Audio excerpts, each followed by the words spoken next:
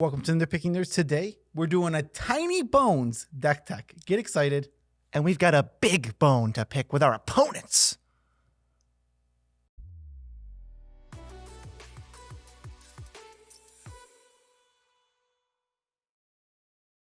I'm your host, Joe Cherries. I'm your host, Beezy, and that makes us the Nitpicking Nerds. Do you like tiny little skeleton people running around, throwing bones at people, stealing their bones, and then throwing those bones at people? Well, you better subscribe because that's all we're doing right now. Yeah, and besides, you want to be subscribed to this channel because our subscribers are 10% bonier. Disclaimer guy here. The Nitpicking Nerds cannot guarantee that you'll be bonier or whatever they said. I already forgot. I don't care about this job. Do you see this? This could be you. Yeah, you could be as Look at bony this. as Beezy. Yeah, I didn't get this way from not subscribing to the Nitpicking Nerds. Yeah, he subscribed before the channel existed. Right. Jumpstart is coming out, and Tinybones is in Jumpstart, and we should read Tinybones. Tinybones is getting the most hype. It is because- the cutest little guy. Yeah, he's Tinybones. Like And someone said the name, the art, the meme-iest. everything about him is a meme. He is Fibblethip levels of love. It really is. It's kind of like Fibblethip plus Yargle. Ooh, yeah. I would say that don't think about why it's a tiny skeleton. Oh no. What happened? Oh no. Was he like a deformed person, or is it a dead baby? Oh no. Oh, wait, I said not to think about it. Well, let's just read Tinybones. He's so cute. The Tinybones is so cute. Tinybones Trinket Thief is 1 and a black for a 1/2 skeleton rogue. At the beginning of each end step, if an opponent discarded a card this turn, you draw a card and lose 1 life. 4 black. Each opponent with no cards in hand loses 10 life. All right. So Tinybones is obviously, we're looking to make our opponents discard on as many turns as possible because Tinybones gets a benefit from that every single end step. He's also a commander that costs 2 mana. So we're going to be able to get him out early and just start abusing and getting card advantage early. This is an awesome engine. If he dies, just kind of like a dry bones, he falls into a little pile of bones, and then for 4 mana, he just comes right back. Yeah. He lays there until he lays there for a while and he's like, I wasn't dead at all. Classic dry bones. Play. Yeah. Well, unfortunately, this deck is very cute on the outside, very mean on the inside. Yeah. Just like Tinybones himself. Just like Tinybones, who literally no mercy, he will end your whole life. Yeah. Oh, yeah. His one power, he kills humans. He will sever your bloodline forever. The first category is mass discard. This is effects that make everybody discard multiple times with little effort. Yes, very low effort. So we're going to get right into it. These are repeatable ones. Rankle Master of Pranks. He is a 3/3 with haste for 2 black. And when he hits an opponent, you can choose any of these choices. The first one is each player discards. Next one, each player sacrifices. The third one, each player draws and loses a life. We don't want to draw and lose life. We're going to do a lot of the discarding. And sometimes if there's like one creature up on your opponent's side, you're going to like snipe it down. I'm going to say there's one time where you'd make everybody draw and lose a life, but it's literally the last card we're going to mention in the whole deck. Okay. It's, I think, maybe the second last. So stay tuned. Liliana the Veil is the next one. 3 mana Planeswalker. All she does is +1.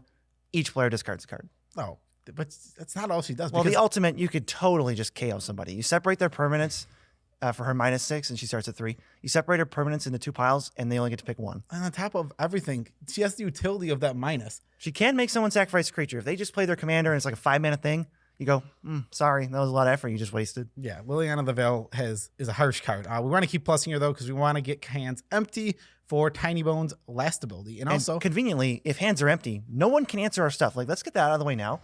Their opponents have no cards. Our stuff's not going to die. yeah, like things like Lily and Rankle, you do each turn. So this is on our turn now. We're going to be able to draw on our end step every single time. Tinybones came out already. He costs 2 mana. He's out on turn 2. Let me also add that making each player discard a card is card advantage for you. It is card advantage. Even if it doesn't look like it, because you're down a card. They're down 3 cards total. If you versus them, it's card advantage. Yeah. Awaken the Erstwhile. Each player discards their hand for 5 mana, and they get a 2/2 zombie for each card discarded this way. So this is throwing away the whole hand. This is how we can just get a ton of zombies on the board. They don't really matter, and then everybody's just going to have no hands, and then that activated ability for 4 and a black is going to be easier to get rid of. It's either an amazing turn 5 play or earlier if you just want to completely ruin any chance they have of starting this game off well. Or a late game, if you have 11 mana, it's boom, somebody loses 10 life for the other 6. And let me just say the zombies don't do anything. They're all going to crash into each other and die. Yeah, that's pretty simple. So we have Bottomless Pit, Gibbering Descent, and Necrogen Mist, which are all along the same lines, which basically on your upkeep, each player discards a card on their upkeep. Right. Either at random or Somebody's, you discards repeatedly. They're on screen. They're all very similar. The reason that all of these are in a deck, because ones that do on upkeep are insanely good for us. If we have Tinybones out, now they discard on their upkeep. At their end step, we lose life, draw a card. Next player does the same thing. Next player does the same thing. Every turn sees us up 2 cards. They're They're down 1, we're up 1. They're down 1, we're up 1. Every time. Like, how do we ever not lose? Yeah. Or how do we ever lose? Yeah, Tinybones, they're not going to want to leave Tinybones on the battlefield when this is going on. But he's so cute. They're just going to be like, oh, that can't possibly be the thing that's killing me. Look how big that gem is he's stealing. How did he get away with that? Oh, he's so tiny. What's the next one? Oppression is the next one. It's whenever someone plays a spell, they discard a card. This includes you. So Oops. it will include you. So this is going to empty hands so fast. I mean, it's not even a choice. If a player plays a spell, they have to discard a card as this trigger goes on the stack. Once they're empty-handed, doesn't matter. That doesn't do anything. Very similar. Painful Quandary is 3 black. Whenever an opponent plays a spell, they lose 5 life unless they discard a card. So even if they're empty-handed, they have to lose 5. Yeah, it's forcibly losing 5. This card is annoying to play against. I don't know if you've ever played against it, but it is painful. I don't think it's even that good as a standalone card, but it is good in this deck. This deck is just going to be critical massive. Nobody has resources. Hope you like staring at my Tinybones, little fella, because that's all you're going to see. There's no threats from you. Yeah, Tinybones just out there being like, oh, what did I do? I'm just little Tinybones. There's decks running around with like Thoughtseize in them too, and I'm like, I don't know. Seems a little janky, but Thoughtseize replaces itself, so who knows? Yeah, what's the next one? The last one is Memory Jar, and you might be thinking, what? It's 5 mana for an artifact, and you can tap and sack it. Each player sets aside their hand, and they draw 7. And then at the end step, they all discard them. So that all counts for us. Anything that says whenever they discard, we're going to get literally like 20 out of 21 of those discards are going to happen. Maybe someone has an instant, but you can even just go, all right, on my end step, like, what are you guys going to do? You guys are all tapped out.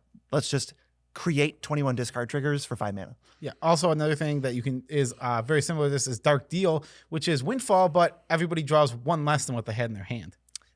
Sweet. It's pretty good. Yeah. It's just another. They're going to throw away everything they had. They discard it.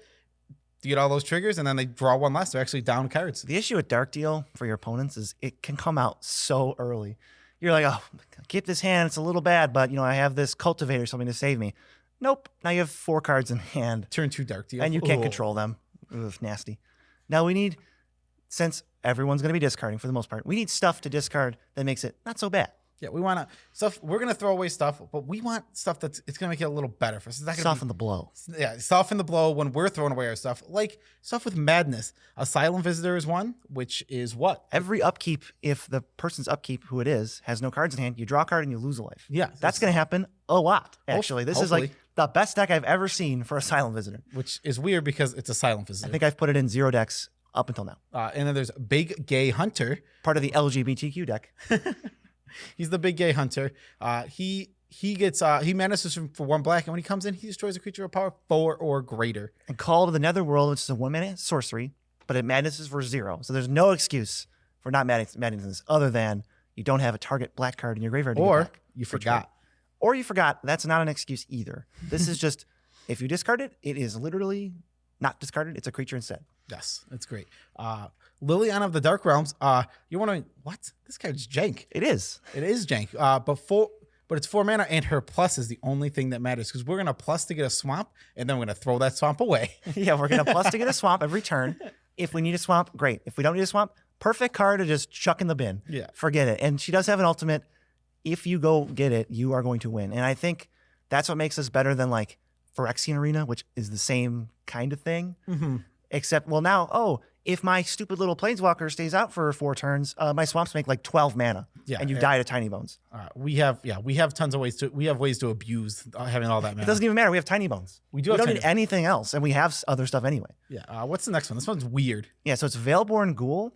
This is way out there. It's 4 and a black for a 4/1, and when it enters. No, nothing happens when it enters. It just enters as normal. That says this card enters as normal. And it says if it's in your graveyard and you play a swamp, you can put it back to your hand. So it's like, this is literally supposed to go with Lily of the Dark Realms. We're pretty much using this like squee. Yeah, it's basically, you just discard it, and then every turn it comes back. So it is a free discard for your, on my upkeep I have to discard. All right, discard Veilborn Ghoul, play my land, get it back. But we discard a lot of stuff. Maybe sometimes we don't have this extra stuff to just throw away. So we can throw it into our bag of holding. Yeah, what if everything we discarded didn't count, and we get it back later. Yeah, you discard everything. Everything you discard goes under Bag of Holding, and then you can pay 4 mana and tap it and put it all in your hand. You can also loot for 2 mana with this card.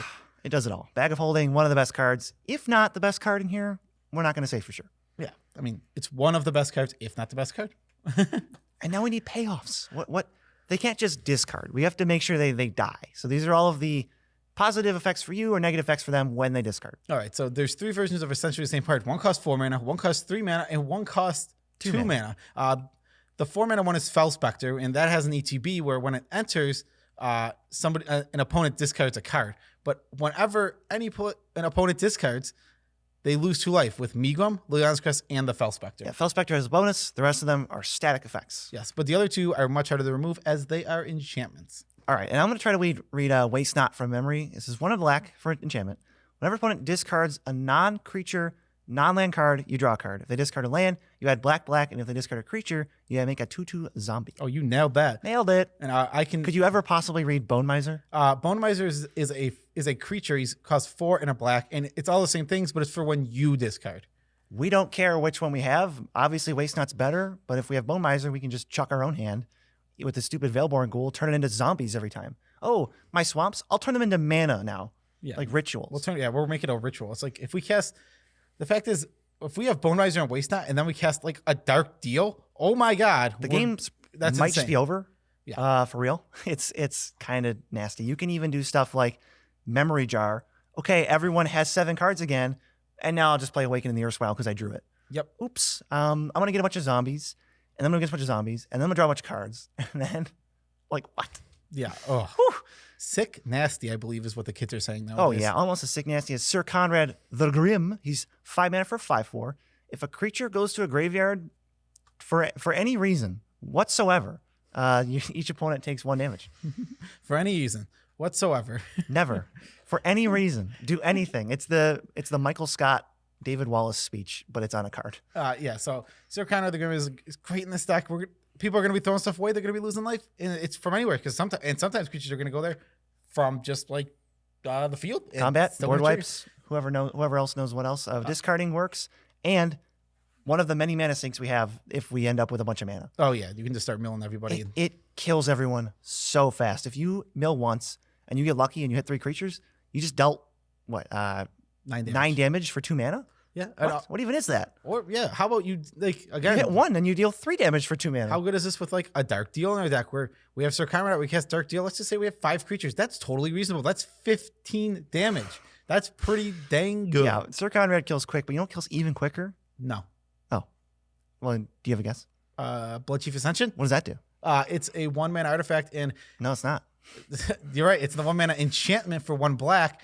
And at your end step, if an opponent lost 2 life this turn, you put a quest counter on it. When it has 3 or more quest counters on it, whenever a card is put into an opponent's graveyard from anywhere, that player loses 2 life. And you gain 2 life from anywhere. You mill them for 10. That's a 20 points to them, 20 points for you. Yeah, you activate Sir Conrad once. That's I already can't do that math. I literally don't want to do that math. That's 6 life for you, 9 life to them. If you don't hit any creatures. Oh no, wait. If you hit, Don't do good math. don't even try. Don't think about what I just said. If you have both of those in play, just tell them, all right, guys, I know the game's over. Don't make me do this to you. I don't want to be here for 15 minutes. Don't make me kill you. What does Obi-Wan say next? I'll do what I must, I think. Don't try it. That's a way different scene. That's 5 minutes down the line after they fight on the pirate ship and they go swinging on the ropes. That's the weirdest part of the movie. Winning the game is the final category. We've already talked about like 5 ways you could win. Awaken the Erstwhile on turn 4 could win the game. Tinybones can kill people. These are just ways that they don't really fit into a category, so we threw them in here. Well, let's just throw this out there.